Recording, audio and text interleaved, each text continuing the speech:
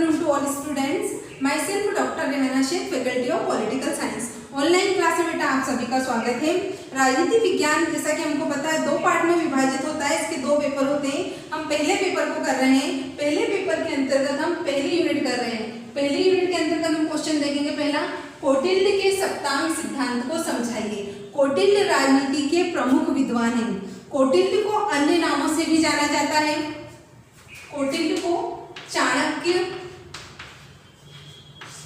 विष्णुगुप्त और कौटिल्य, इन 3 नामों से कौटिल्य को जाना जाता है। कौटिल्य ने अपनी एक प्रमुख पुस्तक भी लिखी है, अर्थशास्त्र, जो उनकी प्रसिद्ध पुस्तक मानी जाती है। इन्होंने अपने अर्थशास्त्र के अंतर्गत सप्तांग सिद्धांतों को समझाया है। कौटिल्य ने राजनीति के अंतर्गत सप्तांग सिद्धांत दिए। सप्तांग जैसा कि हमको नाम से ही लग रहा है, कोई 7 सिद्धांत, कोई उन्होंने 7 सिद्धांत दिए हैं। अब वो किस लिए दिए? उन्होंने एक राज्य के विकास के लिए, क्योंकि राज्य का विकास किस प्रकार से होना चाहिए, किस प्रकार से वो उन्नति करे, उसके लिए उन्होंने अपने सप्तांग सिद्धांत दिए। तो हम देखेंगे कि सप्तांग सिद्धांत ऐसे क्या है जो इम्पोर्टेंट माना है कौटिल्य ने। एक उन्होंने कल्पना की है कि राज्य में इस प्रकार से ये सिद्धांत होने चाहिए। तो हम देखते हैं कौटिल्य के सप्तांग सिद्धांतों में।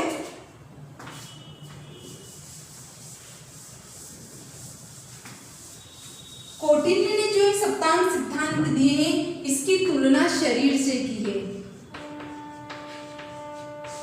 जिस प्रकार हमारे शरीर के जो अंग हैं, उनके बिना हम कार्य नहीं कर सकते। जैसे कि अगर हमारे पाँव में मोच आ जाती है या हाथ में कोई प्रॉब्लम आ गई है, तो हम ऐसे में क्या होता है, हमारा शरीर पूरी तरह से कार्य नहीं कर पाता है। तो इस तरह से हमारा शरीर कार्य नहीं कर पाता है। तो जो सप्तांग सिद्धांत कौटिल्य ने बताए राज्य के विकास के लिए, अगर उन 7 सिद्धांतों में से एक भी सिद्धांत अगर नहीं रहता है तो क्या होगा, राज्य का विकास नहीं हो सकेगा। तो इसलिए इन सप्तांग सिद्धांतों को कौटिल्य ने शरीर से तुलना की है कि हमारे शरीर का जब कोई भी एक अंग खराब हो जाता है तो कार्य करना बंद कर देता है, तो उसी प्रकार ये सिद्धांत भी अधूरे हो जाएंगे अगर इसमें से कोई सा भी एक नहीं रहा तो हम देखते हैं कौन से सप्तांग सिद्धांत कौटिल्य ने बताया। हम इसके अंतर्गत देखेंगे। पहला, स्वामी, स्वामी यानी राजा। एक राज्य के विकास के लिए, एक देश के विकास के लिए क्या होना जरूरी है? राजा का, स्वामी का। अगर राजा ही नहीं होगा तो क्या देश का विकास हो पाएगा? नहीं, क्योंकि प्राचीन समय में क्या हुआ करते थे, राजा या स्वामी हुआ करते थे। लेकिन आज वर्तमान में क्या है, इनकी जगह सरकार है। हम कल्पना कर सकते हैं कि अगर सरकार ना हो तो हमारा देश का विकास कर पाएगा? नहीं, उन्नति की ओर चल पाएगा? नहीं। जैसे हम देखते हैं, एग्जाम्पल है, हमारी फैमिली में जब बड़े सदस्य होते हैं तो उनके दिशा निर्देशों पर हम चलते तो क्या होता है, हमारा विकास ही होता है ना, हम उन्नति की ओर जाते हैं। तो ऐसे ही तो हमको देश के विकास के लिए भी कोई बड़ा व्यक्ति चाहिए ना, जो देश की जिम्मेदारी को ले और उसे संभाले। तो इसलिए कौटिल्य ने बताया है कि एक राज्य के विकास के लिए स्वामी होना जरूरी है, राजा। सेकंड देखेंगे हम, अमात्य।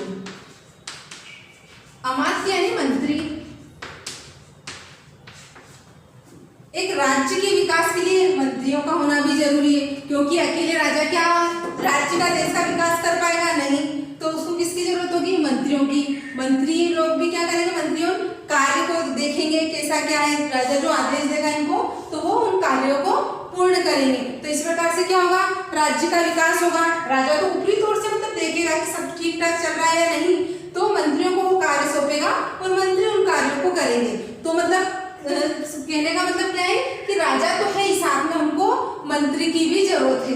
जैसे हमारे यहाँ सरकार रहती तो उनके नीचे भी मंत्री होते हैं, तो क्या होता है, कार्य एक क्रम से चलता रहता है। ठीक है, तो इस प्रकार से मंत्री भी जरूरी है। हम तीसरा पॉइंट देखेंगे, जनपद।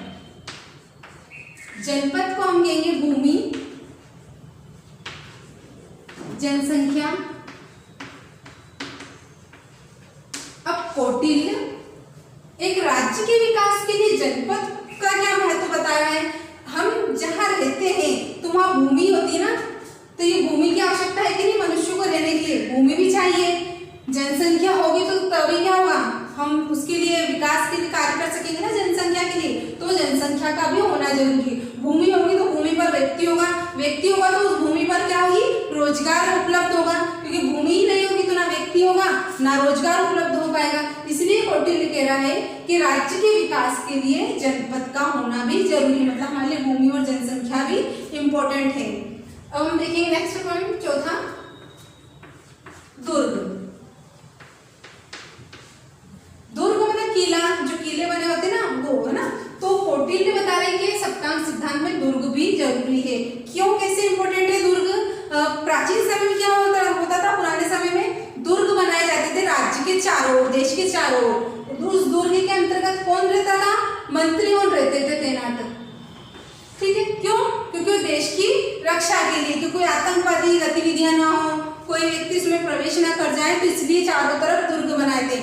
हम देखेंगे आज हमारे वर्तमान में देश है, जो हमारे देश के बॉर्डरों पर क्या है, सैनिक तैनात है ना। क्यों? क्योंकि कोई मतलब गतिविधि नहीं हो पाए ऐसी गलत, मतलब कोई आतंकवादी अंदर ना कुछ प्रवेश ना कर जाए हमारे देश में, तो इसलिए हमने आज वर्तमान में देश के चारों ओर बॉर्डरों पर कौन तैनात है, हमारे सैनिक है।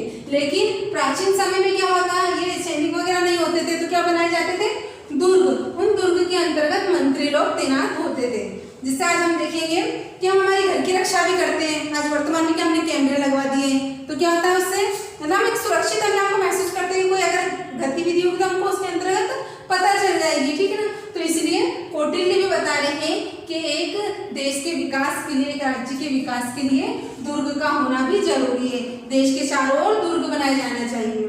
पांचवा पॉइंट देखेंगे हम, कोश। कोश यानी धन।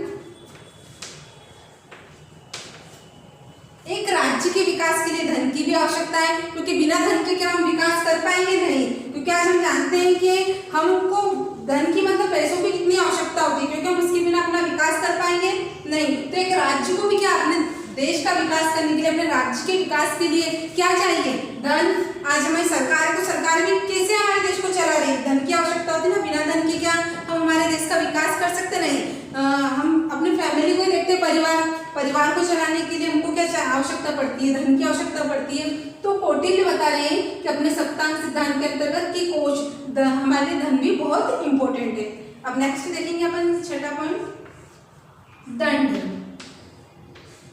अब दंड का क्या महत्व इसमें, दंड बहुत इंपॉर्टेंट है बेटा, क्योंकि दंड ना होगा तो हम देखेंगे क्या होगा, और ये गलत जो गतिविधियां होंगी क्या होंगी, बढ़ती जाएंगी। व्यक्ति दंड नहीं होगा तो व्यक्ति क्या करेगा, और अपराध करेगा। हमारे यहाँ कानून व्यवस्था होते हुए आज वर्तमान में दंड बढ़ रहा है, मतलब इतना व्यक्ति को डर ही नहीं है कि हमको दंड, मतलब गलत कार्य करने के बाद हमको पनिशमेंट मिलेगी, फिर भी व्यक्ति करता है। अगर हम ये व्यवस्था ही हटा देंगे तो क्या हमारा देश, राज्य विकास कर पाएगा, नहीं। इसलिए हमको क्या, दंड की व्यवस्था भी करनी पड़ेगी, क्योंकि दंड होगा तो व्यक्ति क्या होगा, उससे डरेगा और वो गलत कार्य की ओर आगे नहीं बढ़ेगा।